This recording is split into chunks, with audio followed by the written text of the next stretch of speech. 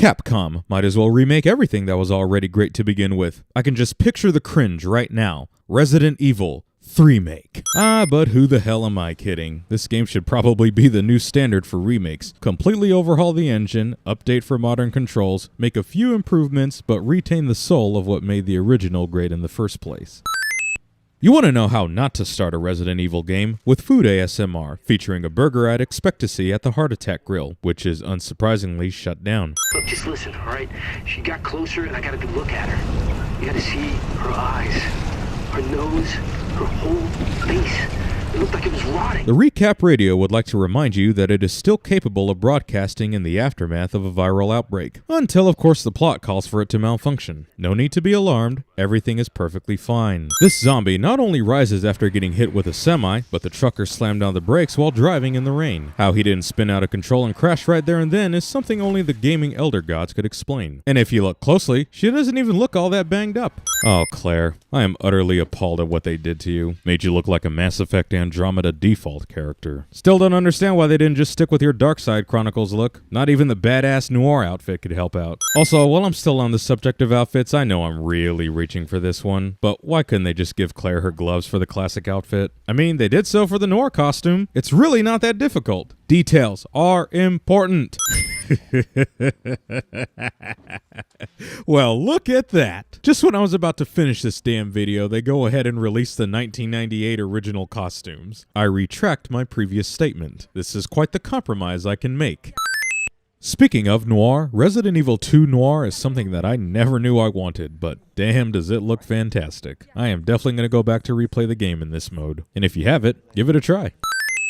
Why does everyone think I'm gonna get in trouble? Allison Court isn't voicing Claire Redfield. Look, I can deal with the fact that there's no fixed camera angles and tank controls. I've accepted that. But at least make the damn voices somewhat memorable so that I'm not face-palming every time they open their damn mouths. Why does everyone think I'm gonna get in trouble? I don't know, Claire. You tell me. You're the one packing heat, which you will not logically get from the glove compartment of a police car. Now this is one retcon that never made any sense and is stupid at a high degree. Yes, we are home to a big bad corporation that caused a major outbreak and already screwed up once before at a mansion. No way could this ever come back to incriminate us. This little section here is clear. However, in just a few moments, a zombie will appear in it. As it seems to be the case with any work of fiction involving zombies, it's not complete without some teleporting dead.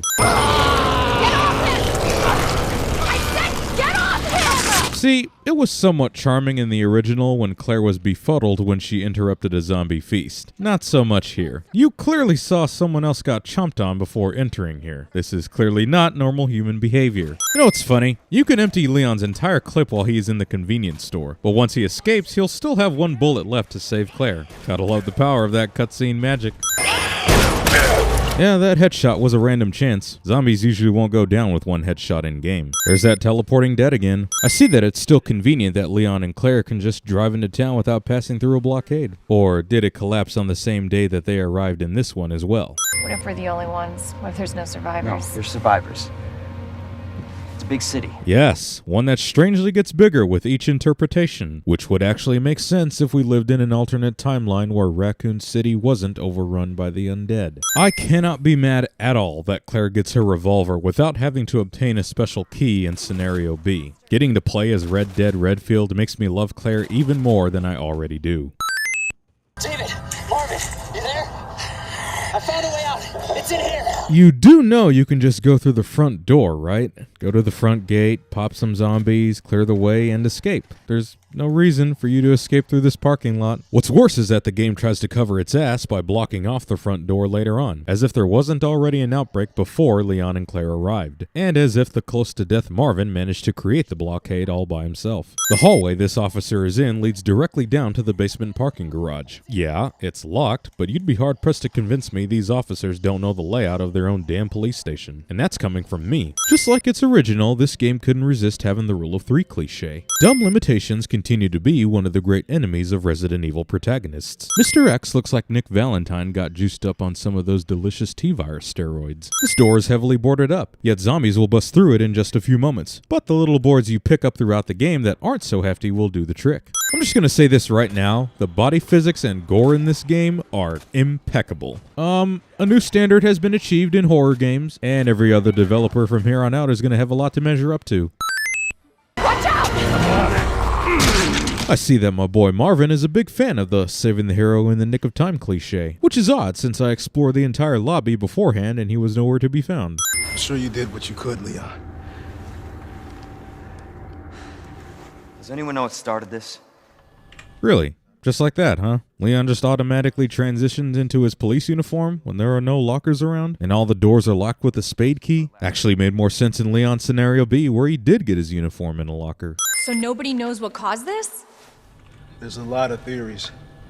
But all I know for sure is that this place is crawling with zombies. Hey Marvin, how come you never mentioned the mansion incident like you did in the original? It's not like you had STARS members conducting an investigation on it or anything. You'll probably need this. Boy, does this scene look even more ridiculous if you wear the original costume, cause Claire couldn't possibly use that knife attached to her vest.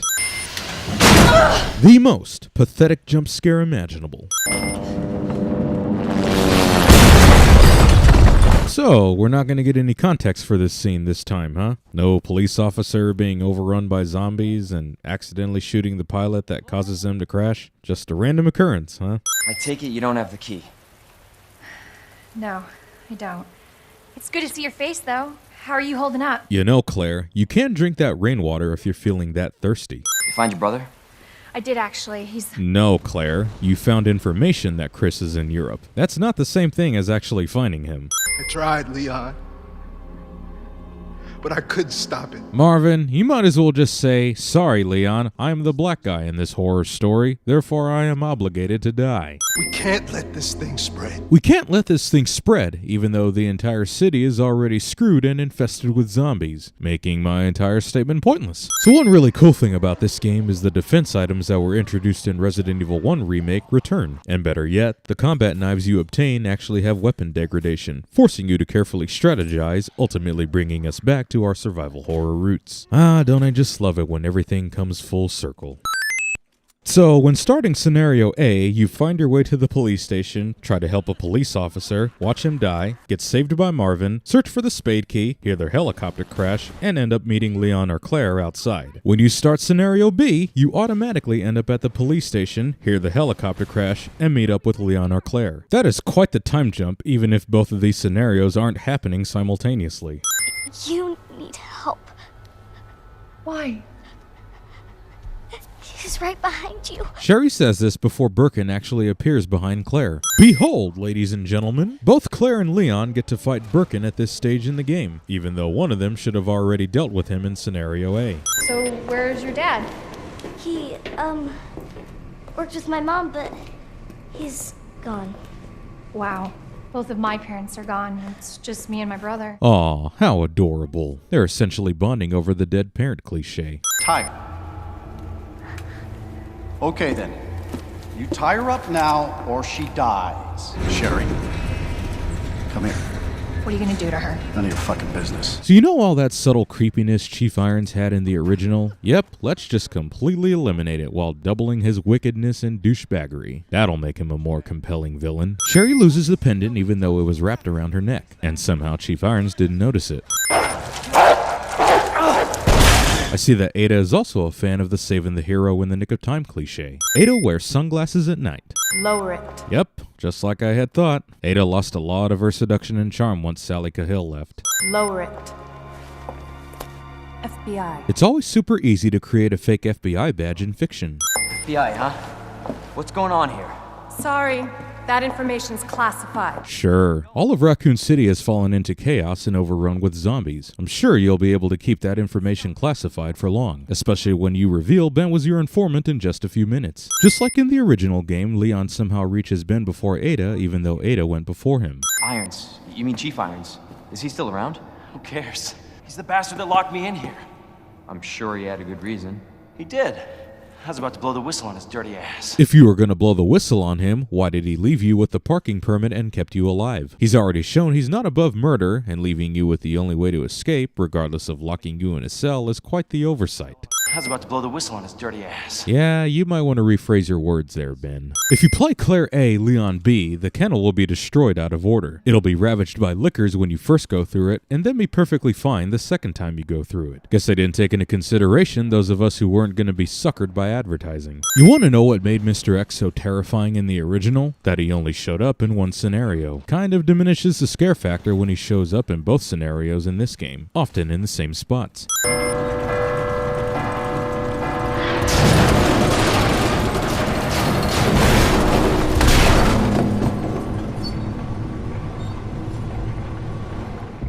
That worked. You said it, Claire. You must be a fan of gaming sins. Resident Evil continues its mannequin fetish. Remake of legendary video game just had to implement Bioshock puzzles. So you'd probably expect me to sin the game for being able to wombo combo you into death. It's actually quite humorous. It's exactly what I would expect to see in a situation like this. So good on Capcom for including it.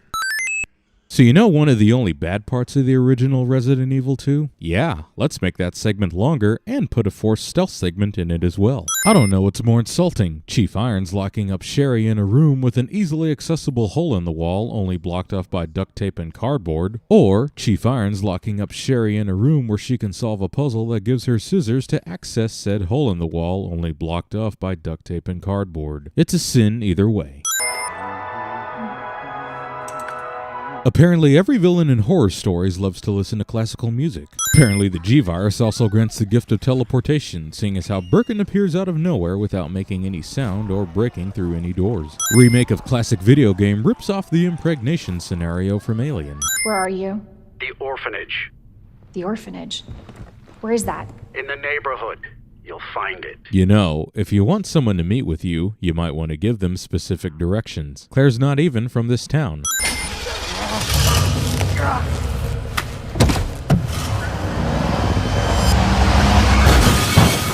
This is getting old. Saving your ass, that's twice. Says the woman who has basically been camping out here waiting for this incident to occur. I mean, you do have your own investigation to conduct. And you'll even say in a few moments that Ben's recording did not include crucial information for you. Nothing dies down here. Except for that Cerberus you killed when saving Leon, and Ben, whose dead body you saw firsthand. Even in a remake of Resident Evil 2, they somehow managed to slip in a forced walkie-talkie segment. Well, what exactly are you looking for? More info on the people responsible for this mess. Not exactly the best lie to make when you end up explaining what happened in just a few minutes. Heard of the Umbrella Corporation? They're a pharmaceutical company secretly making bioweapons. They have a virus. It turns people into indestructible monsters. What about you? Trying to save the world? Yeah, well, someone's got to get word to the authorities. We need reinforcements to save this city. Leon, take a good look around you. The city is already decimated. You can only be naive for so long before you start looking ridiculous.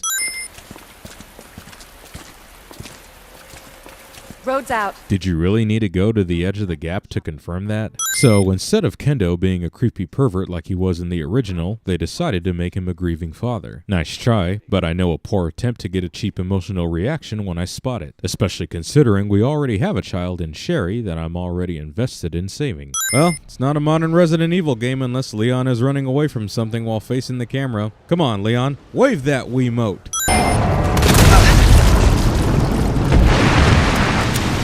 Chew on that, you overgrown son of a bitch. Forgive him. It's still very early in his one-liner career. That little walkway Ada was at does not lead to the position where she ends up.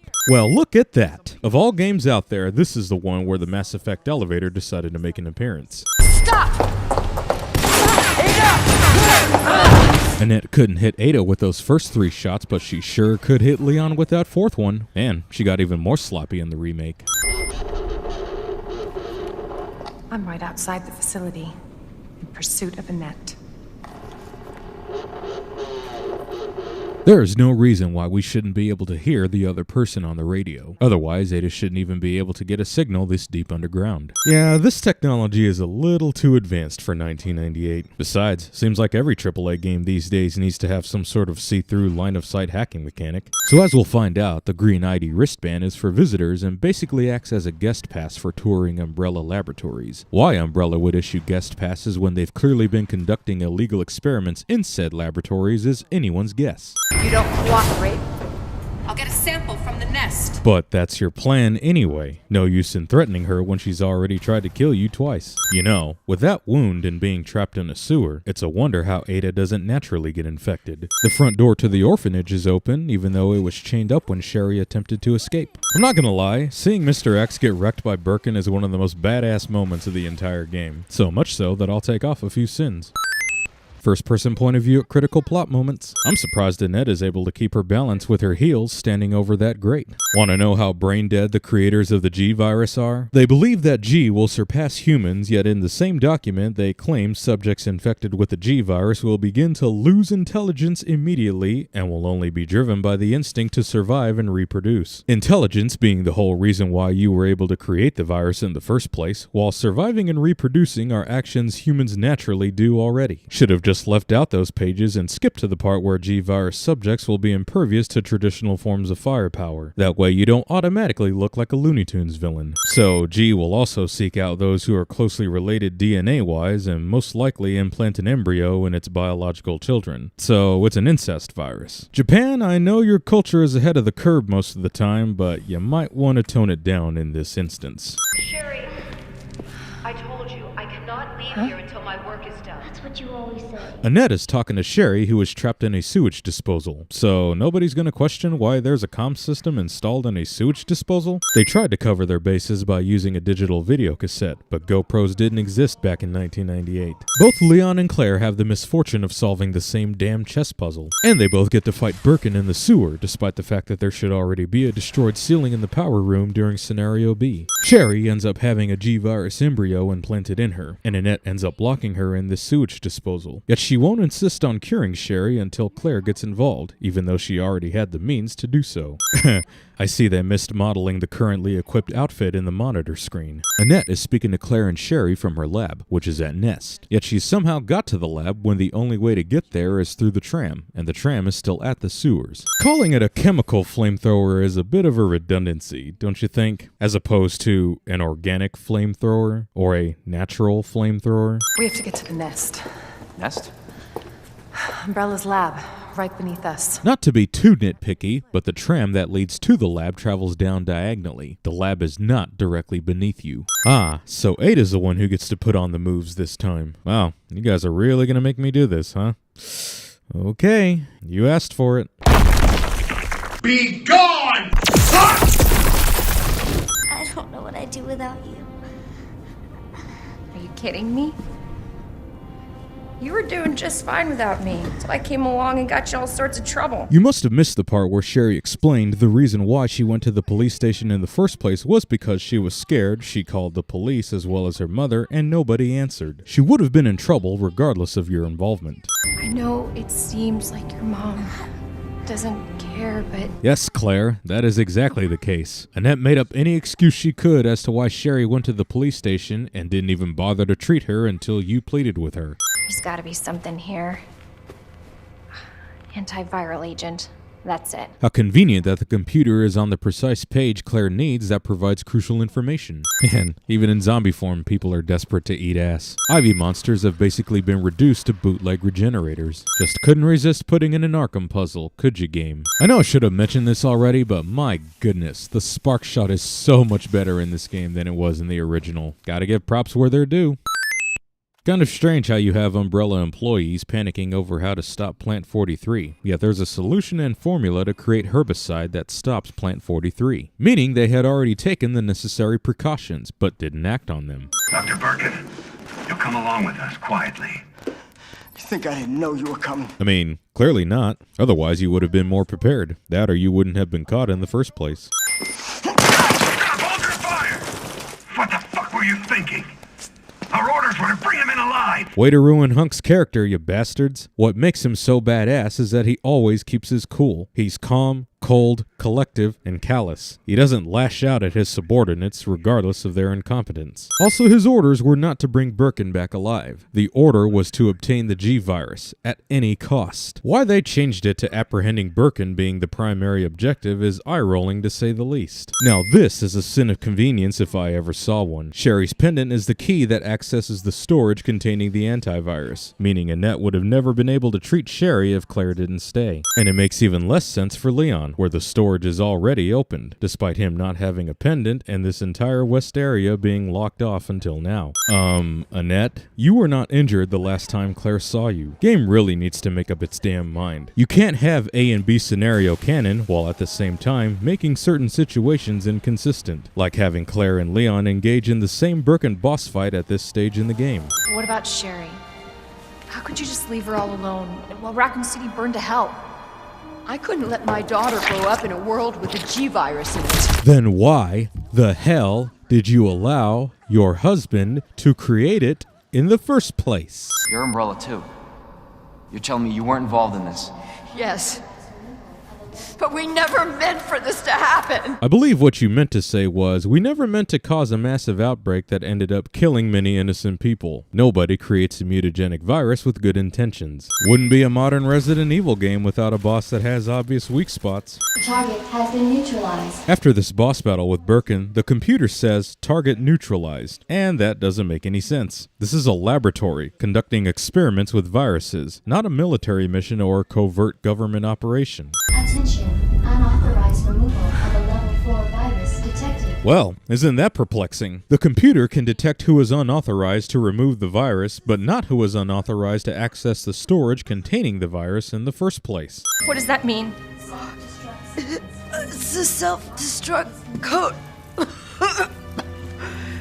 In case the G-virus leaves the building. Well, the city is already devastated because of the viral outbreak. It's a little late for that procedure. So all this time, Ada could just use the EMF visualizer to hack through security clearance. So what the hell was the point of her obtaining the ID wristband in the incinerator? Why couldn't you just hand over the sample? As I realized, as much as I wanted to trust you, I didn't. Hey morons! The self-destruct system has been activated. It would be best for you to evacuate immediately.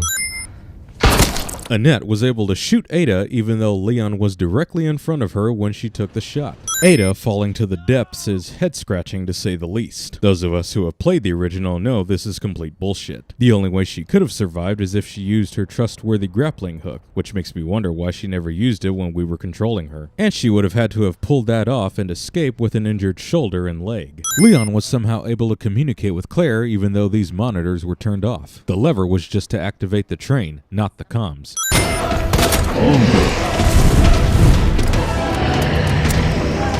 I'm not gonna lie, as much as I love the original soundtrack, Mr. X's new theme is pretty metal, worthy of a sin reduction. You want to know why this sequence made more sense in the original? Because Ada could actually see Leon. There's no way she could have spotted him from this distance and location. Not sure why you still have that ID wristband, Leon. I put it away in the item box. Yes, Birkin, even in a remake, you remain a grotesque, terrifying, yet awesome final boss battle. It's no surprise you have never been topped. Come on! You took multiple anti-tank missiles to the eye, but a quick stab is what stuns you for the final blow. This trucker ends up flipping off Leon. Whatever metaphor or twisted sense of irony they were going for just went right over my head. Mainly because the trucker is heading into a city overrun with zombies. Oh, that makes it even dumber. Hey, that was Live Another Day by the great. Wow, the radio must be broadcasting from Pun City, the place that is oblivious to the massive viral outbreak that occurred. So, is it over? I don't know. But if it's not, we'll stop it. Whatever it takes. Yeah, you damn right we will. As long as we stick together, we'll be fine. The real sin here is that this is not how things end up. Unless Capcom pulls a Flashpoint and remakes every Resident Evil game in an alternate universe where Claire and Leon do end up partners, they need to piss off with this false hope. Hey, you guys can adopt me. Sherry seems way too happy for a child who just had both of her parents killed and barely made it out of this ordeal alive. Riding, or in this case walking off into the sunrise cliche.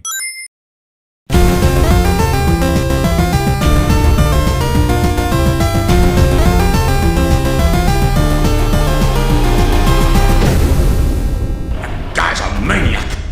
Why'd he bite me?